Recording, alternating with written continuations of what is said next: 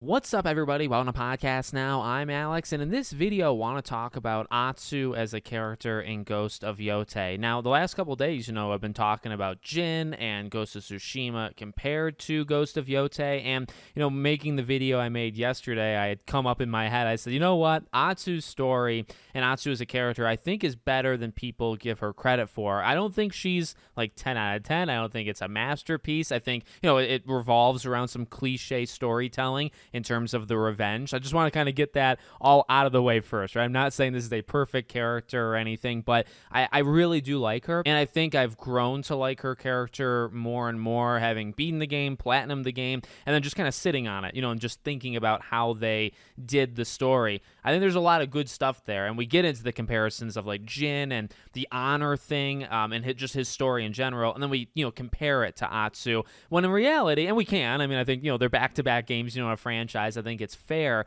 but Atsu obviously is very different, and some of the differences I think actually speak to some of the qualities of the character in general. She's more of a sarcastic character. She actually can be rather funny. She also, is one that literally in the game goes back and forth between being kid and adult. And, I've said it a couple of times, I'm not a huge fan of the acting of her as a kid, like the voice acting, but I actually really liked her. It's odd because maybe I wasn't the biggest fan of hearing it, but I did actually really like her as a child. She's got a little bit of swagger to her. She's just fun. She's overall fun. And I'm talking, I guess, pre what happened at the burning tree, right before that one night. She's a really cool character even as just a little girl, and then as a full-blown adult, she obviously, it's a different angle. She does not rely on honor, and she doesn't have in her head the the sense of losing honor, do I need to keep it. She's pretty straightforward. She's a straight shot. She's not afraid to tell it how it is. She's not afraid to do almost questionable, she's willing to do things that Jin would consider questionable, right? You have to kind of pause and ask yourself, okay, where does this take me as an individual? Atsu doesn't experience those things, right? She doesn't feel those, and that is, upon playing these games almost back to back, it's pretty refreshing, to be honest with you, just a kind of different take on it. Now, look, a lot of her story revolves around revenge, right? From the beginning, she is out to take out the Yotei 6, and where I think her character doesn't get enough credit that I kind of almost stumbled on in my past videos, and I want to put it all, in this video right now, is her personal growth, okay, in this journey of taking out the Yotei 6. So, and it's not always in terms of cutscenes. One thing that I had picked up that you guys can, of course, let me know if you did or not, but, early on in the game, she's on this quest, and her end goal is actually quite grim. She talks about taking out the Yotei 6, and whether she thinks, doing that is going to kill her in the end, or whether she actually will, take herself out, it's never, at least from the lines that I had heard and I can remember right now, it's never really said, but it's always absolutely implied, and the general idea in her head is, I need to avenge, my family, and when I'm done, that's it. There is no future for me after that moment is up. Once I take out Lord Saito, that's it for my story too. And that to me is kind of the crux of the entire game, because you think about her journey with Jubei, you think about her forgiveness kind of arc with Oyuki, and you think about Kiku. All three of those, and those are the three central, characters that are kind of almost bringing her back to reality. Through those three characters, that's how she gets her personal growth, right? Because she starts, I'm just going after revenge, I'm taking out these characters, and look, a lot of the game is filling it in. Why is she doing this in the first place? Well, it was a rough night, what happened to these people. Rough night, rough situation. She feels she caused it, which, in a sense, they're out hunting, they run into Lord Saito, they bring him back, and because, now, you could honestly, and I really like the way they did it, because I think she's told kind of right after, it's not your fault. And also you think, okay, they're just children, they're out, but they're not super far from their parents. He probably would have found them regardless if Atsu led,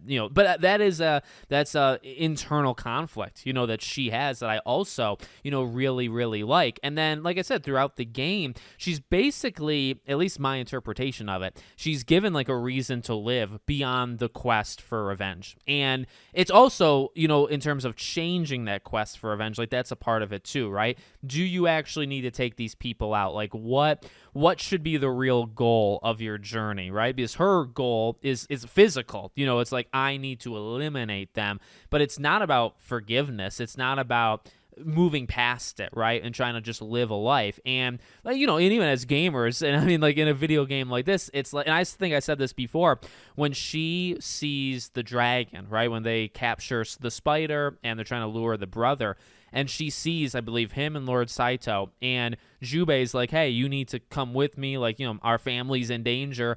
And she has this moment, Atsu, of just standing there, and you can see how conflicted she is, and just in the acting, And then me as a player, I felt the exact same way, because it's like at that point, she's close enough to Kiku where it's like, okay, she probably should, and that's the right decision, right, is to call off the quest to go help your family. But at the same time, you've been with her too, and you understand what it means to her, and you also kind of want revenge, and revenge kind of like satisfies that instinct in you. So like you're, at least me in that moment, I really was like, I get it. I get why she's conflicted, and I also get why she picked in that moment to not save Kiku, right, and let Jubei do it, and then go and take out the dragon. So, I mean, that was just a little moment. That was a build too, because, up until that point, you were slowly building, right? She's starting to learn forgiveness. That was a huge part of really the Kitsune. That was the first time, right, that she crosses off a name on her list, and she does it without actually taking it out. Now, you think about, well, okay, like, and I think I've said this before, the actual Yote 6 member, the Kitsune that you fight, okay, when you take them out and then like that quest is over, you get the trophy and all that jazz, that person did not do anything to Atsu's family, right? That person was not that role 16 years before. When she crosses off the name on the list, it's actually before that mission, and it's because she, in her head, has moved past it. Now, you could argue there's still that conflict in her because she's still crossing names off a list, right? Just because she forgives, well, she crosses the name, she still has the list. And I think that was such an important, impactful moment when she's about to fight Lord Saito, right? At that point, she has really given up this quest. She really does that with the spider as well, right? And she burns the list. And it's like, I love that. I really, and that's what I'm trying to say. Hopefully I'm conveying it well in this video. That's the journey that I think is kind of just underrated. Like, yeah, it's built in a cliche, it's just a revenge tale. It really is. And, in that revenge tale, it's also cliches of kind of realizing that revenge isn't always the answer, but I just think in terms of the execution, it's done really well, where she kind of has a personal end goal, and it's not a good one. And, in that moment, you don't really fault her either, right? Because it's like, well, she's got nobody. Now, she's probably also pushed people away in her life, right? But she's got no one in that moment. But as the game starts to go, you're like, all right, well, she's got a brother. She's got, kind of almost this adopted daughter situation going on. She's got maybe a friend. So it's like she's starting to kind of build this family and starting to learn that, like, hey, like Jubei kind of went his own way. He still thinks about it, but just not in the same way she does. But it is possible to move past it, and again, she kind of does that with the Kitsune. She does that with the spider, when she slashes, right? But she doesn't slash him, and then she, his name is also crossed off the list. So she really experiences where she can just let go. And even the ending, the last hour or two of the game, is really about protection, right? It's about, okay, well, I mean, if she could, would she just have left and escaped and been good with it? Yeah, but he's got part of her family, and then he goes to her house, right? And Lord Saito, I mean, right? And he's with, Kiku. So it's like, okay, but you got to take care. You can't just like sit next to him and pretend like he's not there. Like, you have to take him out in that moment. But even there, I think I mentioned this a few times, and I really like Lord Saito just generally in this game, but that final conversation where he compares the two of them, with this quest for revenge and not being able to let things go. And I've said before, I think he almost says it as like a coping mechanism, where it's like, you hopefully you can understand why I've done the things I've done, because we're actually pretty alike, right? But then at this point, Atsu's like, well, no, not really. Maybe you can understand it. I think actually that's kind of the good part of the storytelling, is you can understand like the quest for revenge and not letting things go. Maybe even some people can relate to it more than others. But at that point, he's still relying on, you and I are a lot alike, where Atsu actually did have that growth. See, actually, Lord Saito, in his character arc, he did not have that finishing. He does have that kind of like, he can't let things go. He's got that revenge. And they were, similar, very similar, probably in the beginning of the game. But by the time it gets to the end of the game, Atsu is no longer like that, And, just the thing of like, okay, well, her end goal changes drastically from her thinking she's just not going to be around. Now, all of a sudden, she wants to be around, and she kind of sees purpose in not just forgiving and moving on, but like moving on, what life could be after doing that. So, and again, like, I think just a lot of little moments, like I think she really is a good character. I think she's acted extremely well. I think she's got a little bit of a sarcasm, kind of comedy edge to her. She can also be very blunt. And again, not necessarily, when I say we're like refreshing, I'm not saying like, oh, it's like light years better than Jin. But you play as Jin and you're engrossed and you're in that, and it's about that kind of character code, that moral code or honor. And with Atsu, like, it's just not that. And in that way, it is kind of refreshing, where it's like, I kind of like just her straightforward way of looking at things and talking. But, that doesn't mean there's not anything else going on, in her mind, because there actually is, I think, a lot going on there. So I really liked her. I think the more I think about, and I've said this before, not just her as a character, but just the overall story, like, yeah, it's held back through its template. It is built in the way that it's built. And in that way, you can only do so much. I think I said that even in my review. Like, you can only have so many twists and turns in a revenge story, right? Because when you put it in that box, it's in that box. You can move around that box as much as you want. You're still in that box.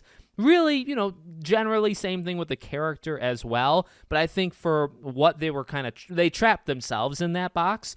But for doing that, they played around with it like far more than I thought they would. And I honestly also believe she's just kind of immediately likable. Like, going after the snake in the beginning and just that whole, really the first like 20 minutes of the game, she immediately kind of has this badass attitude. And I mean, coming back to life is also kind of a pro. Like, that'll make you cool to your friends and stuff. Or like, there's a lot to immediately like. And then, but it's more than just like entry or surface level stuff. You kind of think it's going to be like that, but then they drop some hints and then they start to kind of flesh out her story, and she's more than just like a surface level type character. So let me know what you guys think. Make sure, as always, you're subscribed to the channel, bell icon turned on, and I hope to see you all on the next one.